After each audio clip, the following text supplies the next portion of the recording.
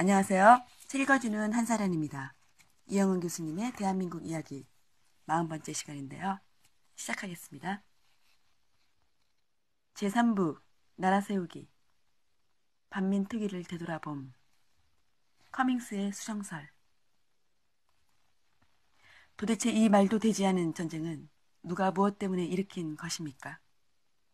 주지하듯이 남한에서 오랫동안 정통설로 받아들여진 것은 북한의 남침설입니다.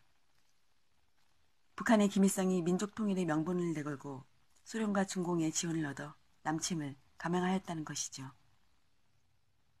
1980년대가 되면 이러한 정통설의 강력한 도전이 제기됩니다. 미국의 브룩스 커밍스라는 학자가 쓴 한국전쟁의 기원이란 책이 그 도화선을 이루었는데요. 그것을 가리켜 흔히들 수정설이라 부릅니다. 수정설을 간단히 요약하면 내전설과 유인설의 두 가지라 할 수 있습니다. 내전설은 한국전쟁은 어느 날 갑자기 터진 것이 아니고 멀게는 식민지기로부터 시작된 서로 다른 이념의 국가를 세우기 위한 계급 간의 갈등이 해방 후 크고 작은 반란과 충돌로 이어지다가 결국 대규모 군사적 충돌의 전쟁으로 나타났다는 겁니다. 갈등을 증폭시킨 직접적인 계기는 미군정이었습니다.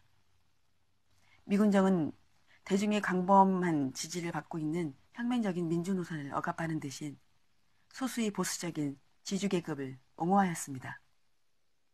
갈등의 핵심은 토지개혁이었으며 미군정은 지주의 편을 들어 개혁을 미루기만 했습니다.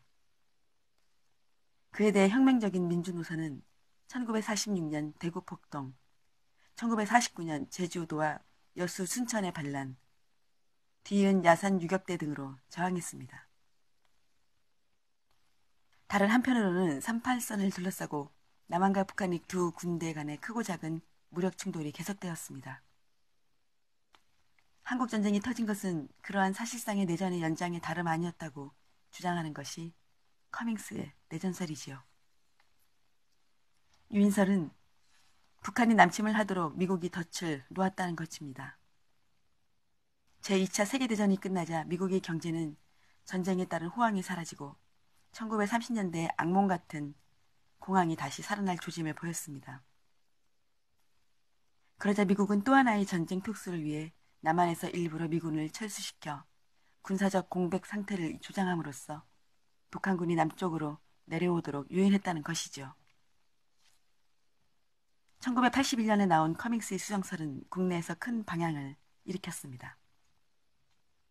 1980년대의 이른바 민주화 운동이 파도를 타면서 커밍스의 수정설은 한국 현대사를 급진적으로 재해석하는 지렛대로 작용하였습니다.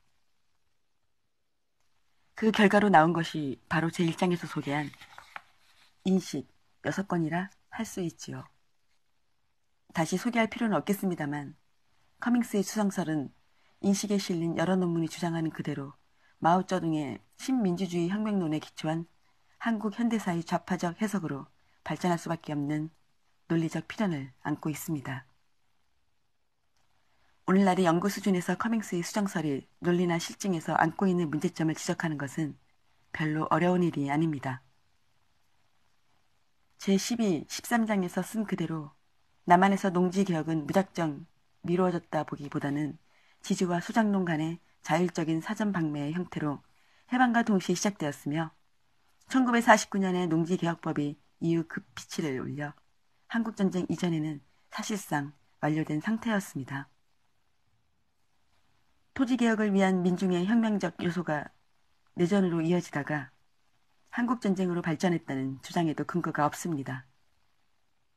38선을 둘러싼 크고 작은 군사적 충돌은 대개 1949년 8월까지의 일입니다. 그 이후엔 스탈린이 그것을 금지하는 명령을 내린 바도 있었고 군사적으로 평온한 상태가 유지되었음이 구체적인 사례를 통해 명확해졌습니다. 모스크바 문서가 이야기하는 전쟁의 진실. 무엇보다 결정적인 것은 비밀이 해체된 구소련의 문서들이었습니다. 그 문서들이 전하는 생생한 정보에 기초하여 한국전쟁의 국제 정치적 요인과 의미를 신정통설로 되돌려 놓은 논문으로서 재인식에 실린 김영호 교수의 한국전쟁 원인의 국제정치적 재해석, 스탈린의 롤백 이론을 소개하겠습니다. 이 논문에 의하면 김일성이 스탈린에게 남침의 의사를 표명한 것은 1949년 3월 5일 모스크바 회담회였습니다. 이에 대해 스탈린은 남한이 먼저 북침에 올 경우에 한해서 반격을 다 가할 수 있다고 하면서 김일성의 제안을 거부했습니다. 그리고선 김일성에게 남한에는 아직 미군이 주둔해 있으며 38선은 소련과 미국이 합의해서 그은 국제적 성격의 분할선임을 상기시켰습니다. 그랬던 스탈린이 김일성의 남침 계획을 승인하는 것은 1950년 1월 30일 일이었습니다. 10개월 사이에 몇 가지 중대한 국제 정세의 변화가 있었던 것이죠. 1949년 8월 주한미군이 철수했습니다. 같은 해 10월에는 중국의 공산당 정부가 국공내전에서 승리하여 장세스의 국민당 정부를 대만으로 쫓겨냈습니다. 내전에 승리한 마오쩌둥은 1949년 12월 16일 스탈린에게 우호동맹을 제안합니다만 스탈린은 여전히 망설입니다. 왜냐하면 그때까지 연합군의 일원이었던 장제스의 국민당 정부와 맺은 우호조약이 있었기 때문입니다. 연합군의 국제적 우호 체제를 1945년에 얄타 회담에서 비롯되었다 하여 흔히들 얄타 체제라 합니다. 소련은 그 얄타 체제의 일환으로 미국과 합의하여 38선을 긋고 그 이북을 점령하였으며 또한 일본의 북방 영토인 사할린을 점령했던 것이죠. 그렇지만 스탈린은 미국과의 냉전이 심화되는 가운데 새롭게 부상한 사회주의 우방인 중공과 우호 동맹을 맺을 수밖에 없었습니다. 1950년 1월 22일의 일입니다. 그로 인해 얄타 체제가 붕괴되었습니다. 38선도 더는 우호적인 분할선이 될 수 없었습니다. 그런데 바로 며칠 전인 1월 17일에 김일성은 다시 남침의 계획을 스탈린에게 올립니다.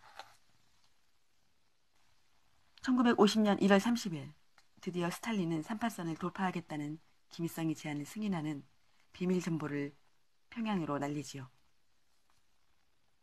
결국 중국 혁명의 성공으로 아시아에서 유리하게 전개된 전략적 상황을 적극 이용하여 한반도 전체를 소련의 영향권으로 흡수함으로써 미국과의 냉전 대결에서 결정적인 승기를 잡기 위한 적극적인 공세 정책이었습니다. 남침 계획을 승인한 스탈린은 1950년 4월 극비리의 모스크바를 방문한 김일성과 회담합니다. 그 자리에서 스탈린은 미국이 개입할 가능성을 검토하고 그 대책으로 중공의 마오쩌둥에게 협조를 받아내도록 지시합니다. 이후 5월 13일 김일성은 마오쩌둥을 찾아가 남침 계획을 밝히고 협조를 구합니다. 마오쩌둥은 별도의 경로로 스탈린이 이미 그 계획을 승인하였음을 확신하였지요. 그리고선 만약 미국이 전쟁에 개입하면 중국이 병력을 파견하여 북한을 돕겠다고 약속합니다. 곧바로 마오쩌둥은 만주 선양 부분에 국계사단을 배치합니다. 아울러 소련과의 군사 방위 조약을 서둘러 체결합니다. 스탈린은 마오쩌둥에게 미국의 개입을 두려워하지 말라고 격려합니다. 만약 미국이 압록강을 넘어 만주로까지 진격하면 중국과 소련의 협공을 받아 미국은 커다란 실패를 맛볼 것이라고 장담합니다. 이와 관련해서는 1949년 소련이 원자폭탄의 실험에 성공했다는 사실을 염두에 둘 필요가 있습니다. 어쨌든 한국전쟁은 만주라는 광활한 지역을 덫으로 펼쳐놓고 미국을 그것으로 유인한 소련과 중공의 무시무시한 국제 음모로 계획되었던 것입니다. 다른 한편 미국은 냉전이 심화됨에 따라 일본에 대한 점령 정책을 일본 경제를 부흥시키는 방향으로 전환합니다. 그렇게 미국에 의해서도 얄타 체제는 사실상 해체되었습니다. 그런 상황에서 한반도의 남쪽마저 가지겠다는 스탈린의 군사적 공세를 묵과할 수는 없었던 것이죠. 결국 한국전쟁은 냉전에서 결정적인 승기를 잡으려는 미국과 소련 간의 양보할 수 없는 전쟁으로 벌어진 것입니다. 한국전쟁의 원인과 책임을 미국에 돌려온 종래 커밍스의 수정설은 이렇게 전쟁의 발발 과정을 소상하게 전하는 모스크바의 비밀문서가 공개됨에 따라 더 이상 발붙일 데가 없어지고 말았습니다. 한국전쟁은 주도 면밀하게 계획되고 추진된 국제전이었습니다. 전쟁의 양상이 형언하기 힘들 만큼 참혹했던 것도 바로 그 때문이었습니다. 이상 김영호의 논문을 빌어 한국전쟁의 원인과 성격을 소개해드렸습니다. 네, 여기까지 하겠습니다.